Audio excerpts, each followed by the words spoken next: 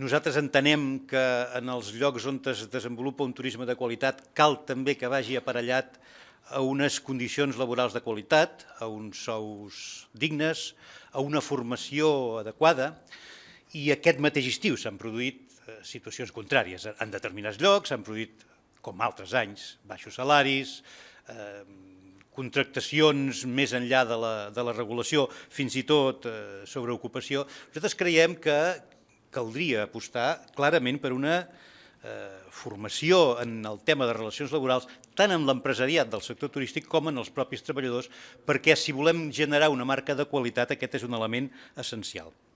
Ja dic, no li he sentit dir, probablement ho té en compte, però en tot cas m'agradaria que m'ho confirmés. Mentre vostès diuen en aquest document que necessitem un turisme diversificat, sostenible, de qualitat, vostès fan una aposta, per exemple, per Barcelona World, que és exactament un turisme concentrat, entenem que insostenible, i d'una qualitat, creiem nosaltres, turística baixa, de manera que posa en qüestió valors socials, valors del territori, que fins i tot modifica la legislació per adaptar-la als requeriments de l'inversor. És a dir, venem la nostra essència, la marca Catalunya que vostè ha dit, a canvi de diners. Això, si fossin persones, en diríem prostitució, diguem-ne, no? O sigui, Barcelona World seria la prostitució del turisme, per dir-ho d'alguna manera. Vostès també parlen d'aprofitar l'èxit del model Barcelona, orientar-lo no per atraure turisme, sinó per avançar en el model estratègic de ciutat o de país. I es dedica també a un altre tipus, també li diria jo la paraula prostitució, aquesta vegada més obscena, per aquests espais culturals, per a poder fer bodes índies que no se sap ben bé quins beneficis acaben de reportar. És a dir, si parlem de model, seriosament, aquests dos exemples, que són exemples només, jo crec que no entren en el model que vostè ha descrit. Coincidim també en què vostè diu que el potencial dels recursos naturals i culturals dels nostres territoris de l'interior i de la muntanya, unit als nous paràmetres evolutius de la demanda, ens faran situar-lo com una de les principals apostes estratègiques del pla. Bé, doncs m'agradaria saber si en la concreció d'aquestes apostes estratègiques, a veure si coincidim, si hi ha una aposta clara per un turisme sostenible, que vostè n'ha parlat, turisme de qualitat, turisme cultural, turisme paisatgístic, quines actuacions planteja per aquest exercici per encaminar-nos cap a aquesta aposta que la diferencia del turisme clàssic que tenim al país. Un momentet, i nosaltres hi coincidim, en l'aposta per la desestacionalització dels nodes típics de turisme del nostre país, el de sol i platja per una banda i el de neu per l'altre costat, i quines actuacions concretes s'hi pensa fer per intentar aquesta desestacionalització. I ens agradaria saber si pensa apostar per promoure com a marca de qualitat els establiments que promouen, per exemple, la gastronomia amb productes de quilòmetre zero per fer una marca cultural de qualitat relacionada amb tot aquest entorn de turisme proper, de turisme sostenible. Pla estratègic. Jo no l'he escrit. L'han escrit professionals, tècnics, amb la participació d'empreses, d'institucions. Jo sóc el menys autor d'aquest pla estratègic, perquè al cap i a la fi vaig arribar al departament quan ja estava ben orientada la feina i, per tant, el que em vaig interessar molt és si el model i el procés de participació era el correcte i, torno a repetir, el mes de maig, abans he dit juny i juliol, va ser maig i juny, vam aprovar els plans de màrqueting i del pla estratègic i crec sincerament que és un bon instrument, com vostè ha dit. Li demano que el vegi amb esperit positiu, amb el got mig ple més que mig buit. Ja li he dit que apostarem per tot el que vostè s'hi preocupava, la qualitat del treball a través de la formació. També li dic que en la mesura de les nostres possibilitats i col·laborant el millor que podem amb el marc del Consorci de la Inspecció de Treball i Seguretat Social, el món del turisme és un món en el que intentem incidir per anar millorant les situacions de precarització o d'irregularitat i, bé, vostè ha fet servir una expressió molt dura quan ha comparat el Barcelona World amb la prostitució del turisme.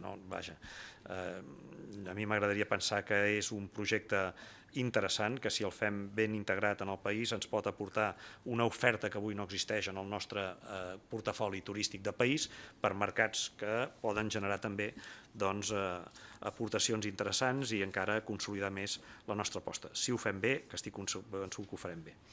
A la boda de la neboda del senyor Mital li asseguro que no hi hem tingut res a veure. no? Tant de bo que hi hagi molta gent que vingui aquí a fer bodes. Miri, mentre es programava la boda del senyor Mital, el govern, que jo represento, aportava un increment de 40 milions per la renda mínima d'inserció.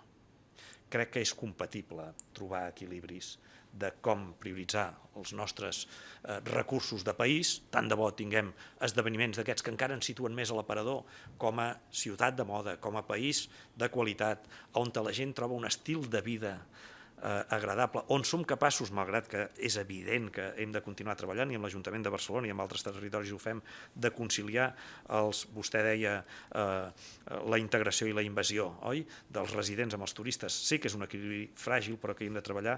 Crec sincerament que aquest és el nostre propòsit. Quan parla vostè del turisme sostenible, del turisme de qualitat, crec que ho tenim també raonablement ben identificat. Abans ja he recordat què és el que nosaltres intentàvem desenvolupar a través del pla de màrqueting. També les diferents experiències, algú de vostès ha dit, ens agrada que comencin, jo crec que és cap a on va a nivell d'experiències, del turisme experiencial, de les emocions, de la sensibilitat. Les diferents experiències i les opcions estratègiques van en aquesta línia, d'itineraris, de l'estil de vida mediterrània, del gaudiment de la natura, l'aventura, la muntanya, l'entorn rural, de la cultura, un país petit amb gran cultura. Crec que anem en aquest sentit a apostar per aquest turisme més sostenible i també s'interessava per la desestacionalització. Estem llançant ara unes línies de turisme sènior que ens han de permetre eixamplar la nostra oferta també estacional. L'enoturisme, com els he dit, és clarament una oferta turística, un producte que ens ha de permetre anar més enllà dels 3 o 4 mesos d'estiu. El turisme familiar, aprofitant que l'any que ve és l'any de la família internacional, doncs farem programes també en aquest sentit de continuar promovent productes i la nostra oferta turística familiar. Els congressos també ens permeten, i estem avançant decididament, desestacionalitzar. Tenim congressos a nivell mundial i global. Estem desenvolupant tot el que són les destinacions de turisme esportiu, que tenen grups i destinacions turístiques per tot l'any, i malgrat la visió d'algú, Fórmula 1, miri, hi destinem, sí, farem una aportació aquest any de 5 milions d'euros per equilibrar i per ajudar a la gestió d'una infraestructura d'esport, de motor, d'indústria automòbil i turística. S'ha estudiat que el circuit de Fórmula 1 pel cap baix té una repercussió que multiplica aproximadament per 7 o 8 els seus pressupostos. Estem parlant de l'ordre, hi ha estudis que ho diuen, dels 300 milions d'euros amb repercussió en els àmbits turístics que al llarg de tot l'any en representa el Fórmula 1. O el Rally de la Costa Daurada, o la Fira del Golf, la IGTM, que s'ha fet recentment també, en aquest cas, a Tarragona. Tot això són iniciatives que contribueixen a la desestacionalització i els recursos i els productes que estem potenciant de turisme actiu, senderisme, cicloturisme, escapades urbanes, turisme gastronòmic. Tenim la sort de tenir els millors xefs i els millors restaurants del món. Això també ens permet, evidentment, anar fent ofertes de país en aquest sentit. Vostè me diu que tingui fe, i jo tinc fe, em vaig educar en una escola de capellans, però gat escaldat de l'aigua fuig. I aleshores els exemples que li he posat per mi signifiquen l'escaldada del gat. Miri, jo crec que el millor que tenim és el nostre país. I en aquest país vol dir la seva gent, vol dir allò que fa la seva gent i vol dir aquell espai on viu. Aquell espai on fa molts anys que hi viu i que el treballa. I vendre's això pels 4 euros o 4 milions o 40 o 400 milions d'euros que ens pot aportar, és a dir, és posar el país sota la petjada de l'economia. En això no coincidim, perquè si fem això el que estem fent és vendre'ns la gallina dels ous d'or. És la nostra visió i no és una visió de Catalunya de postal, és una visió precisament de Catalunya de futur. La Catalunya de postal, lamentablement, és aquella en la que durant molts anys s'ha destruït territori a base d'urbanització, a base d'infraestructures sobreres, a base de l'especulació per damunt del territori. Per tant, torno a dir el mateix, els exemples que li he posat són els que són, i si me queda aquell marge de generositat del president, li faig 5 pinzellades a punts de propostes que li demanaria que s'estudiés. La primera, transformar el sector turístic per afavorir descentralització territorial i estacional, desenvolupant els àmbits aquests que hem estat parlant. Segona, cal continuar desenvolupant la xarxa de centres d'acollida turística, malgrat la situació que vostè ha descrit, i jo li demanaria impulsar la Carta de Turisme Sostenible en tots els parcs naturals en aquell horitzó del 2015 que vostè parlava. Tercera, malgrat que em digui que no, li segueixo insistint, transformar la taxa en una ecotaxa seria positiu per al país, perquè tendiríem cap a aquest turisme que no es ven la gallina dels ous d'or. Quarta, imprescindible reforçar els mitjans per a la millora de la qualitat, entenent també com a qualitat la qualitat del treball de la gent que viu i treballa del turisme. I per tant, formació, etcètera, però més enllà de la formació. I última, i amb això sí que acabo, introduir el concepte de sostenibilitat social.